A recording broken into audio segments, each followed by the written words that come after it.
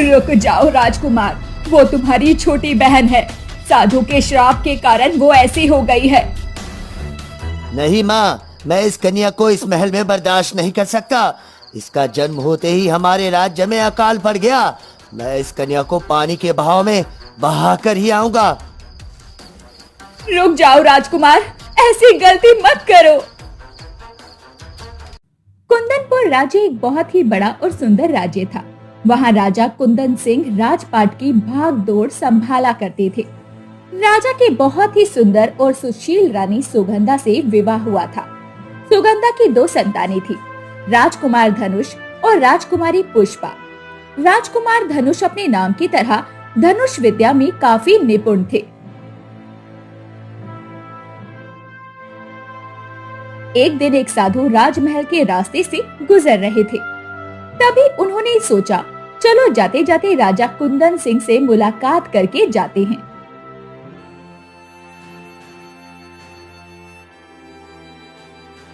प्रणाम साधु महाराज।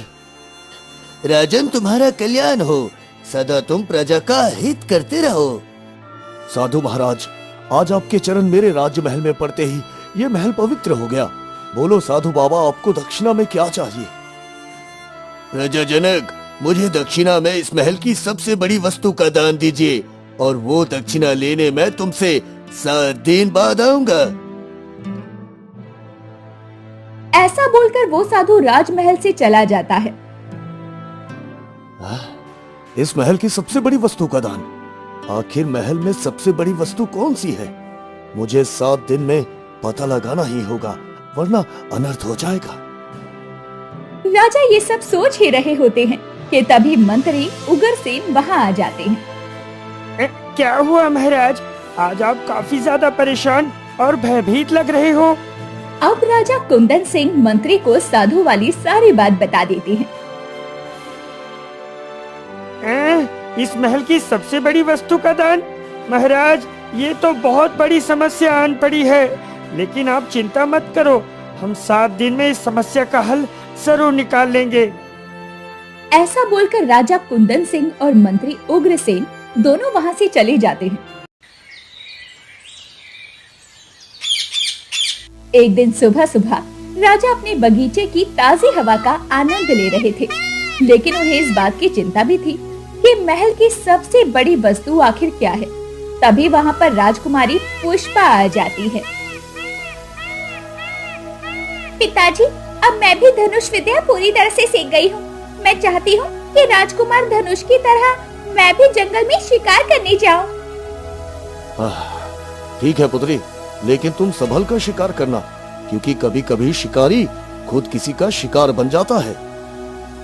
अब राजकुमारी अपने पिता की आज्ञा लेकर वहाँ से चली जाती है और वो अपने रथ को लेकर जंगल की तरफ शिकार करने के लिए निकल जाती है।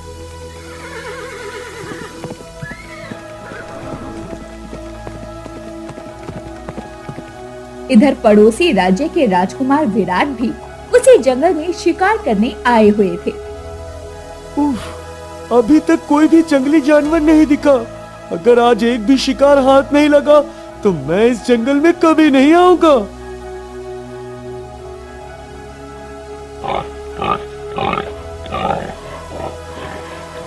तभी अचानक राजकुमारी को एक जंगली सुअर दिखाई देता है।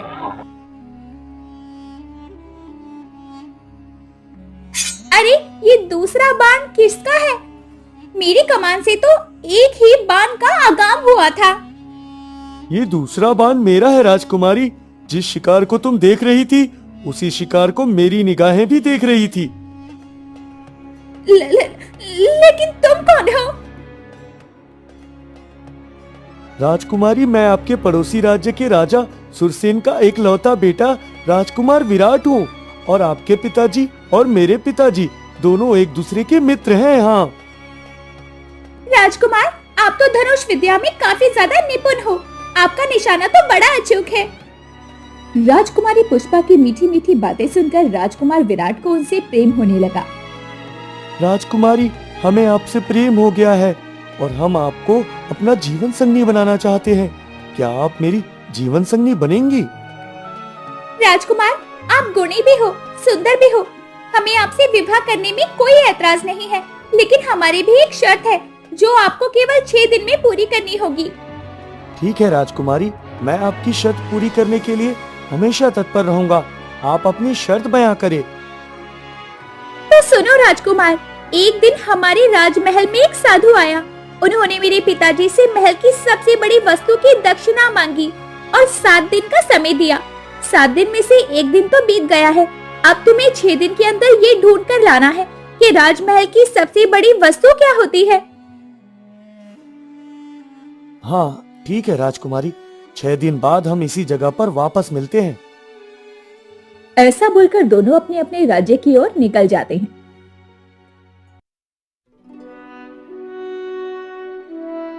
इधर राजकुमारी महल आकर राजा कुंदन सिंह को राजकुमार विराट वाली सारी घटना बता देती है। पुत्री, अगर राजकुमार विराट ये शर्त पूरी कर लेते हैं तो मैं खुशी खुशी तुम्हारा विवाह उनसे करा दूंगा। इधर राजकुमार विराट भी अपने राजमहल पहुंच जाते हैं।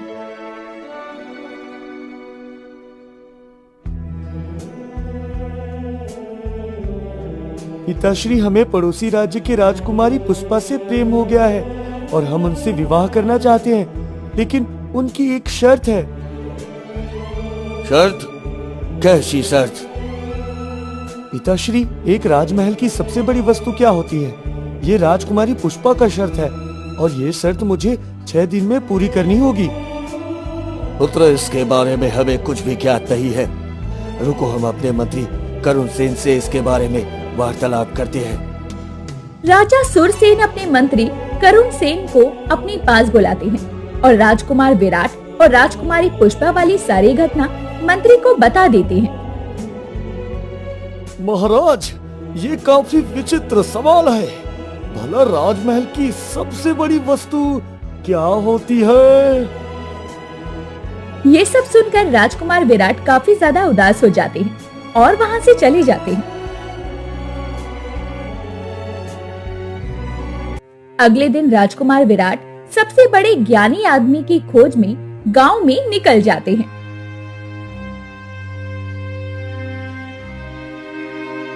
काका, आप मुझे ये बताइए, इस गांव में सबसे बड़ा ज्ञानी आदमी कौन है? बेटा, इस गांव में सबसे ज्ञानी आदमी अर्जुन है। तुम उसके पास जाओ।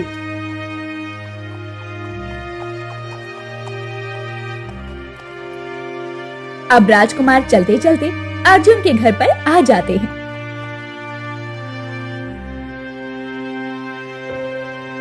अर्जुन, मैंने सुना है तुम्हारे पास ज्ञान का भंडार है। मेरा एक सवाल है, अगर तुमने जवाब दे दिया तो मैं तुम्हारे घर को सोने चांदी से सुसज्जित कर दूंगा। राजकुमार, मुझे कुछ नहीं चाहिए। किसी भी समस्या का हल निकालना ये तो मेरा धर्म है। आप अपने सवाल का उच्चारण करें। अच्छा ठीक है अर्जुन, तुम मुझे ये बताओ कि राजमहल की सबसे बड़ी वस्तु कौन सी होती है? मुझे माफ करे राजकुमार, इस सवाल का जवाब मेरे पास नहीं है। राजमहल की सबसे बड़ी वस्तु कौन सी है, ये सिर्फ एक राजा ही बता सकता है या पूछने वाला ही बता सकता है। अब राजकुमार फिर निराश होकर वहाँ से चले जाते हैं। 5 दिन और बाकी है। अगर मैं इस शर्त को हार गया तो राजकुमारी पुष्पा हमेशा के लिए मुझसे दूर हो जाएगी, लेकिन फिर भी मैं हार नहीं मानूंगा। हाँ। ऐसा सोचकर राजकुमार विराट फिर राजमहल की ओर चले जाते हैं।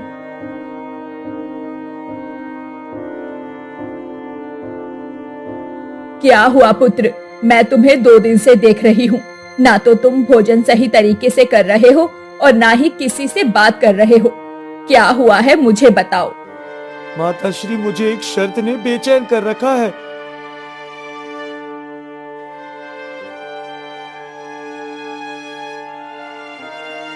राजकुमार, तुम उस शर्त को भूल जाओ। तुम्हें अगर राजकुमारी पुष्पा नहीं मिली तो क्या?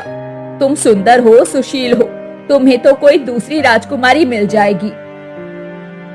नहीं माँ, मैं विवाह तो सिर्फ राजकुमारी पुष्पा से ही करूंगा। कोई ना कोई तो रास्ता होगा जो इस शर्त को पूरा करता हो। ऐसा बोलकर राजकुमार विराट वहाँ से चले जाते हैं।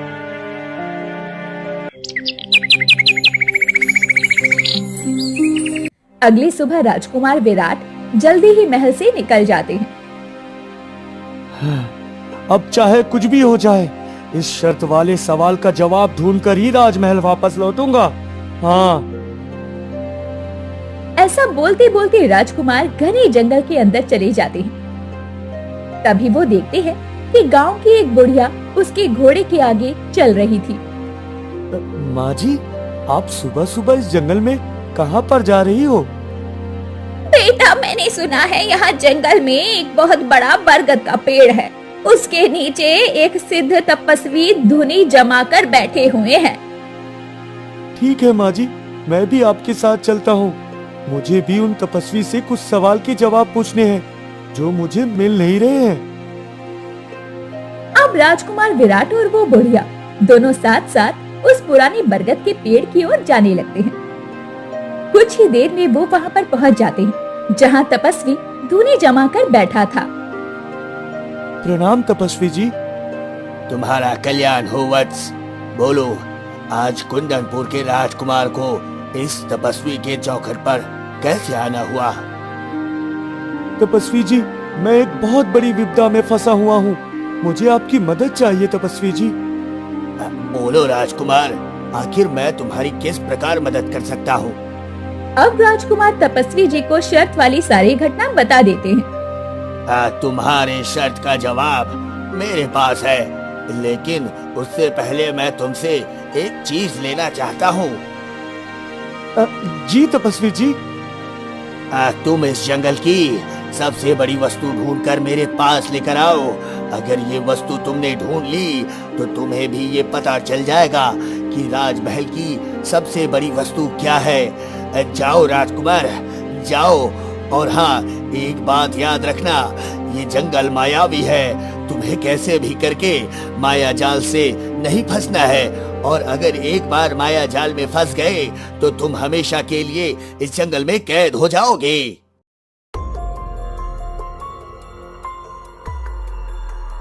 अब राजकुमार विराट तपस्वी का आशीर्वाद लेकर उस मायावी जंगल के अंदर प्रवेश कर जाता है।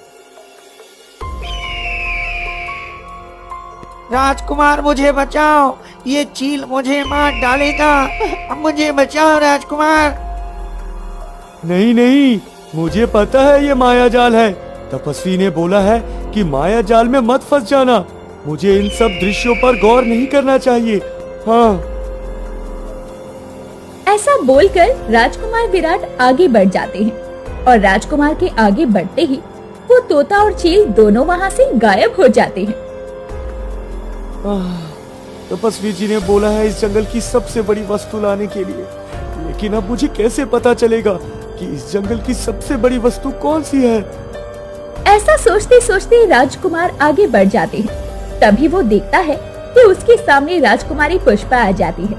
वो कोई राजकुमारी पुष्पा नहीं बल्कि इस जंगल की माया थी। आओ राजकुमार विराट, मैं बिना शर्त ही तुमसे विवाह करने को तैयार हूँ। क्या सचमुच तुम बिना शर्त के ही मुझसे विवाह कर लोगी? रुको, मैं अभी आता हूँ। अब राजकुमार राजकुमारी पुष्पा के प्रेम में इतना डूब गया था कि वो माया की चाल ना समझ सका और उसके पीछे पीछे जाने लगा। राजकुमारी बनी माया राजकुमार विराट को एक काली गुफा के अंदर ले जाती है। गुफा के अंदर जाते ही माया राजकुमार विराट को कैद कर लेती है। कौन हो तुम और मुझे इस तरह कैद करने का तुम्हारा क्या मकसद है?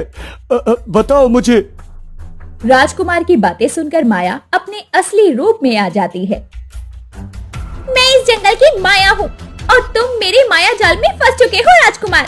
अब तुम हमेशा के लिए इस जंगल में कैद रहोगे। देखो, मुझे जाने दो। मैं तपस्वी जी के सवाल का हल ढूंढने इस जंगल में आया हूँ। मुझे कैद करके तुम्हें क्या मिलेगा? मुझे कुछ नहीं मिलेगा, लेकिन मेरा ये काम है कि इस जंगल में जो भी इंसान आता है उसको अपने माया जाल में फंसाकर कैद करना और उसे मार डालना। अब तुम्हें भी मैं मौत के घाट उतारने वाली हूँ। ऐसा सुनकर राजकुमार विराट काफी ज्यादा डर जाते हैं। अब जैसे ही माया राजकुमार विराट की ओर बढ़ने लगती है, तभी वहाँ पर सोनपरी आ जाती है और सोनपरी को देखकर माया तुरंत वहाँ से गायब हो जाती है। सोनपरी अपनी शक्तियों से राजकुमार को कैद से आजाद कर देती है। परी तुम कौन हो और तुमने मेरी जान कैसे बचाई? मेरा नाम सोनपरी है और मैं इस जंगल में फंसे हुए इंसानों की जान बचाती हूँ। मैंने देखा कि तुम्हें इस माया ने कैद कर रखा है, तो मैं तुम्हें बचाने आ गई। सोनपरी तुमने मेरी जान बचाई, इसके लिए बहुत बहुत शुक्रिया। लेकिन मैं वापस राजमहल नहीं जाऊंगा। आखिर ऐसा क्या हुआ जो तुम अपने महल को छोड़कर यहाँ आ गए? अब राजकुमार विराट तपस्वी जी वाली सारी घटना सोनपरी को बता देता है। राजकुमार, इस जंगल की सबसे बड़ी वस्तु यहाँ की मिट्टी है, क्योंकि मिट्टी की वजह से यहाँ पर नदियाँ बहती हैं, पेड़ पौधे लहराते हैं और जिसके ऊपर तुम खड़े हो वो भी तो मिट्टी ही है। तुम इस एक मुट्ठी मिट्टी को तपस्वी को दे दो, तुम्हारी सारी समस्या का हल निकल जाएगा। ऐसा बोलकर सोनपरी वहाँ से गायब हो जाती है और राजकुमार विराट मुट्ठी में मिट्टी लेकर तपस्वी के पास चले जाते हैं, जहाँ पर तपस्वी धुनी जमा कर बैठा था। राजकुमार अपनी मुट्ठी खोलकर वो जंगली मिट्टी तपस्वी के सामने रख देता है। इस जंगल की सबसे बड़ी वस्तु ये मिट्टी है तपस्वी जी। अब आप मुझे ये बताने का कष्ट करें कि राजमहल की सबसे बड़ी वस्तु क्या है। अति उत्तम राजकुमार, अति उत्तम। तुम सच में बहुत गुणी हो। अब मुझे ये बताओ, तुम्हारा राजमहल किसके ऊपर खड़ा है? तपस्वी जी, राजमहल धरती के ऊपर खड़ा हुआ है, क्योंकि धरती के बिना तो राजमहल का कोई अंश नहीं है। तो राजकुमार, अब तुम्हें पता चल गया होगा कि राजमहल की सबसे बड़ी वस्तु क्या है। वहाँ की मिट्टी ही वहाँ की सबसे बड़ी वस्तु है राजकुमार। शुक्रिया तपस्वी जी, शुक्रिया। आपने आज मेरे जीवन की सबसे बड़ी समस्या का हल किया है। मैं आपका ये एहसान जिंदगी भर नहीं भूलूंगा तपस्वी जी, जिंदगी भर नहीं भूलूंगा। ऐसा बोलकर राजकुमार विराट राजमहल की ओर लौट जाते हैं।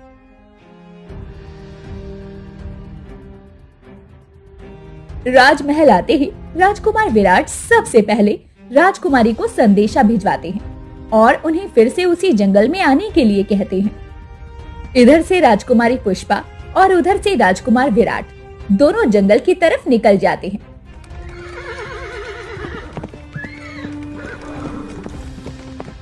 राजकुमारी, मैंने आपकी शर्त पूरी कर दी। आपके सवाल का उत्तर है आपके राजमहल की मिट्टी, क्योंकि मिट्टी ही सबसे बड़ी वस्तु है जिस पर राजमहल टिका हुआ है। राजकुमार, आपने मेरी शर्त पूरी कर दी। अब मैं भी अपने वादे के मुताबिक आपसे विवाह करने के लिए तैयार हूँ।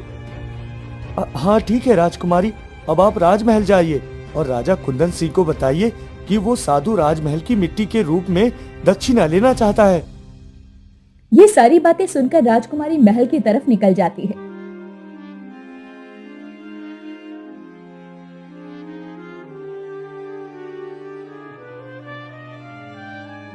पिताजी, मैंने आपकी चिंता का हल ढूंढ लिया है। इस राजमहल की सबसे बड़ी वस्तु यहाँ की मिट्टी है और इस सवाल का हल राजकुमार विराट ने ढूंढा है। वाह पुत्री वाह, तुमने मेरी सारी चिंता दूर कर दी। अब मैं चाहता हूँ कि तुम राजकुमार विराट से ही विवाह करो।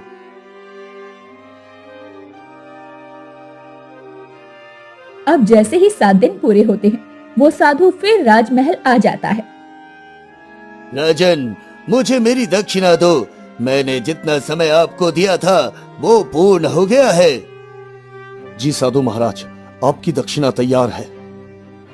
ऐसा बोलकर राजा एक मुट्ठी राजमहल की मिट्टी साधु महाराज को दे देते हैं। ये लो साधु महाराज, राजमहल की सबसे बड़ी वस्तु। वाह राजन, तुमने मुझे दक्षिणा देकर प्रसन्न कर दिया। मैं मान गया कि इस संसार में जहाँ ठोकर लगती है वहाँ बुद्धि जरूर आती है। हाँ, ऐसा बोलकर साधु महाराज वहाँ से चले जाते हैं। इधर राजकुमारी पुष्पा भी अपने वादे के मुताबिक राजकुमार विराट से विवाह कर लेती है और दोनों खुशी खुशी राजमहल में रहने लगते हैं।